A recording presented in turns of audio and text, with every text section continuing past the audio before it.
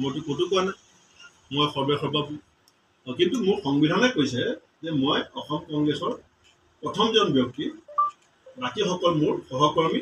আমি সকলো সমান এটা শ্ৰেণী কোঠাৰ আমি সহপাঠী কিন্তু আপোনালোকে কৈছে যে ডিচিপ্লিনৰ ক্ষেত্ৰত বহুত আপোনালোকে ষ্টিক হৈছে কংগ্ৰেছ আগৰ দৰে নাই গতিকে প্ৰেচিডেণ্ট এগৰাকী দলৰ সভাপতি এগৰাকীক বিধায়ক এগৰাকীয়ে এনেকুৱা কথা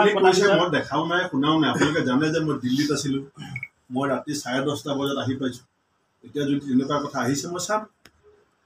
তেনেকুৱা কথা যদি আহিছে মই চাম হ'ব আৰু ৱেবছাইটটো ইন'ভেশ্যন কৰিব কৈছে এইবাৰ নগাঁৱত কংগ্ৰেছ শূন্য হ'ব ষ্ট্ৰং কেণ্ডিডেট দিব নগাঁৱত চাই থাকক নাই এইবিলাক দম্ভ অহংকাৰ আৰু কিমান দেখা থাকিব আপোনালোকেওতো জানে দম্ভ অহংকাৰ কাক কয় দম্ভ অহংকাৰ মানুহৰ স্বভাৱ চৰিত্ৰ বডি লেংগুৱেজ আপোনালোকেওতো জানে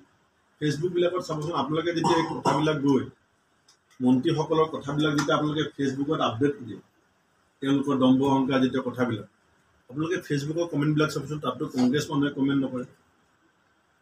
আপোনালোকে চাব অসম চৰকাৰৰ মন্ত্ৰীসকলে যেতিয়া তুচ্ছ তাচ্ছিল্য কৰে আমাক দম্ভ অহংকাৰ দেখুৱায় শূন্য শূন্য বুলি কৈ থাকে তলৰ কমেণ্টবিলাক চাবচোন